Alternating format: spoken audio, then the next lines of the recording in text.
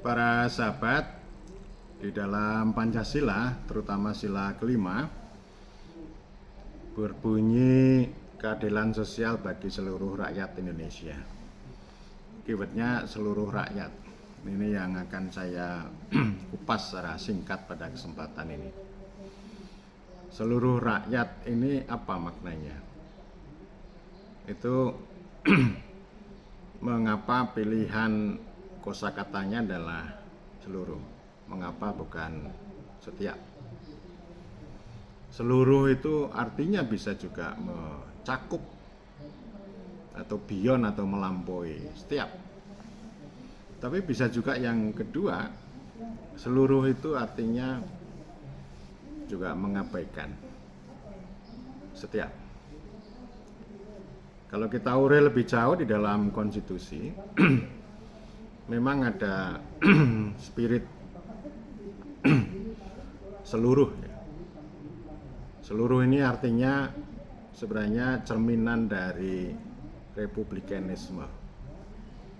Republikanisme itu ya republik semuanya kembali pada orang banyak, pada publik ya, tapi lebih tepat orang banyak. Orang banyak itu artinya juga setiap orang, setiap itu artinya menjadi seluruh. Secara prinsip di dalam republikanisme adalah anti individualisme. Nah, ini yang harus dicermati ya. Secara prinsip setiap individu itu punya hak untuk pencapaian manusia, mencapai hak-haknya tanpa merugikan kepentingan orang lain. Itu kalau di kampung namanya sideding dalam bahasa Jawa. Sideding itu artinya berbagi. Kita masyarakat Indonesia itu luar biasa dalam hal berbagi, sehingga dunia mengakui Indonesia itu sebuah negeri yang dermawan paling top ya, apalagi kalau ada bencana itu luar biasa ya. Kita sudah berkali-kali mengalami ada bencana, penggalangan solidaritas dan solidaritas sosial dari berbagai tempat itu luar biasa. Nah, ini artinya ini anti individualisme. Nah, kalau soal sideding itu juga sering saya sampaikan di kampung ya. Kampung, rukun tetangga, rukun warga itu konsepnya adalah birukunan atau kerukunan. Kerukunan itu bukan sesuatu yang formal sering ketemu, enggak, tetapi dalam kehidupan sehari-hari secara prinsip setiap rumah tangga itu punya hak tertentu, tetapi jangan sampai mengabaikan atau mengganggu kepentingan orang lain.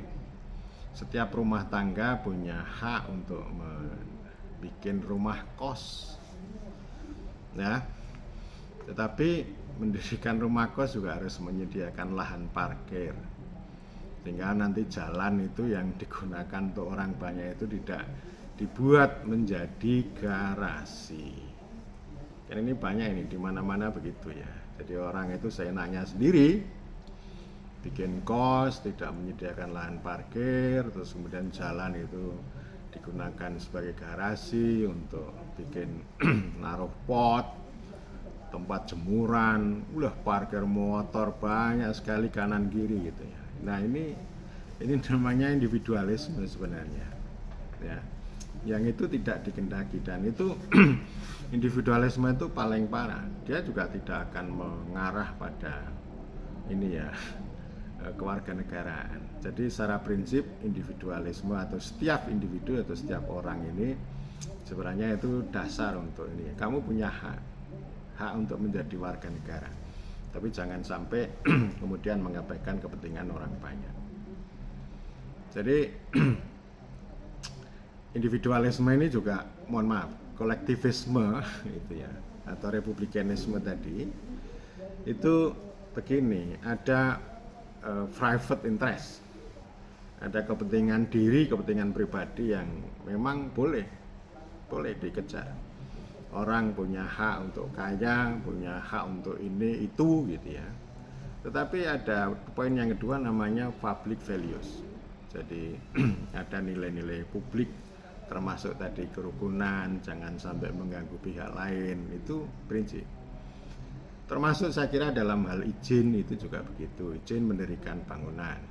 Ya, setiap orang punya hak untuk mendirikan bangunan, tetapi penting untuk memperoleh izin dalam rangka tadi, jangan sampai rumah ini yang dibangun ini nanti mendatangkan kerugian baik secara ekologis, lingkungan maupun kerugian sosial dengan tetangga, dengan masyarakat setempat.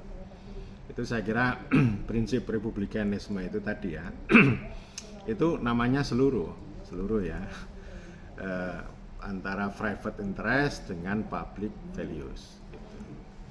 Nah, kita juga bisa belajar pada konstitusi, terutama bab 10 dan 10A, di sana berbicara tentang warga negara dan ini ya, hak asasi manusia. Jadi ada kata tiap-tiap orang gitu, atau setiap orang gitu ya, punya hak gitu ya.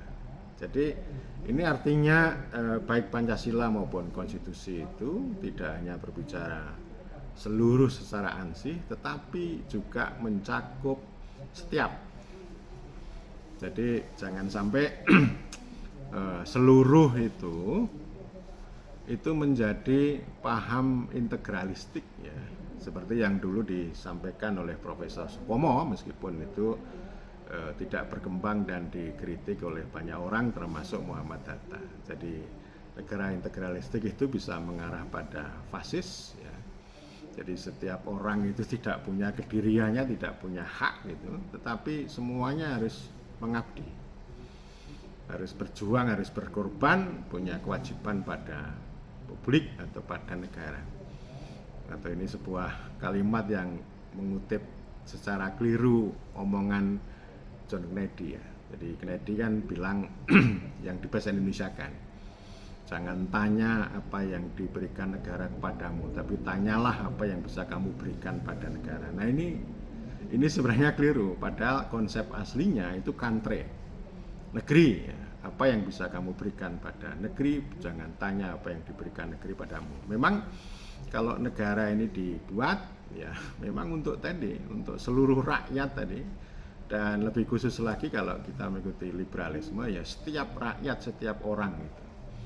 Dan artinya sebenarnya liberalisme maupun republikanisme ini dianut di dalam Pancasila maupun konstitusi, karena kalau kata-kata setiap itu adalah ekspresi dari liberalisme, tetapi kalau seluruh adalah ekspresi dari republikanisme. Dan memang republikanisme ini juga anak dari liberalisme. Cuma kan antara anak sama ibunya ini kan bisa berbeda, dan anak ini bisa lebih baik daripada ibunya, dan itu saya kira sebuah kemajuan gitu ya. Jadi itu yang saya kira kita pegang yaitu tadi secara prinsip bahwa setiap orang harus menjadi warga negara secara penuh. Artinya ada 4 poin yang sering saya katakan kalau kita bicara warga negara. Yang pertama itu bisa hidup layak gitu ya. Di dalam konstitusi ada kalimat itu, baik dengan cara bekerja maupun dengan cara berusaha. Ya, hidup layak itu nomor 1 itu. Jadi ini sangat ekonomi, tetapi itu saya kira manusiawi, karena manusia itu kan juga makhluk sosial, makhluk budaya, makhluk politik, dan juga makhluk ekonomi. Jadi tidak bisa dikatakan sebagai ekonomi yang deterministik, jadi semuanya serba ekonomi. Tetapi secara prinsip kita punya hajat hidup orang banyak, punya kekayaan alam dan sebagainya, memang itu untuk kemakmuran rakyat, untuk seluruh rakyat itu. Ya, ini hidup layak. Kemudian yang kedua, menikmati layanan publik, kesehatan, pendidikan, infrastruktur, transportasi dan sebagainya gitu ya. Dan memang ini secara prinsip dan itu kemampuan negara. Kita bicara tentang kemampuan negara itu ya infrastruktural, bagaimana membagi itu distribusi dan proteksi itu kepada setiap orang, setiap wilayah, setiap penjuru negeri itu dapat dilayani dengan baik. Nah, ini 2 poin ini terkait dengan hak. Kita bicara warga negara itu nomor 1 hak dulu ya. Karena itu kan sebenarnya sudah merelakan ya, diambil, diatur, dikuasai oleh negara. Kalau negara sudah terbentuk, maka hak warga negara itu nomor 1. Kemudian poin yang ketiga, taat hukum. Ya, taat hukum ini penting ini. Entah taat aturan yang sering terjadi kan taat aturan di jalan raya. Hukum terutama digunakan untuk pergaulan hidup bersama. Saya memang sering menyampaikan kritik terhadap kebijakan, terhadap aturan. Hukum sama aturan itu kan bisa hal yang berbeda. Meskipun ya hukum itu berwujud pada aturan, tetapi penting untuk kita tegaskan bahwa ada hukum yang memang digunakan untuk mengatur pergaulan hidup bersama, tapi juga ada hukum yang digunakan untuk mengatur bagaimana kebijakan dijalankan. Nah, saya kritik itu ya kalau soal kebijakan yang muncul bisa juga kebijakan yang teknokratik.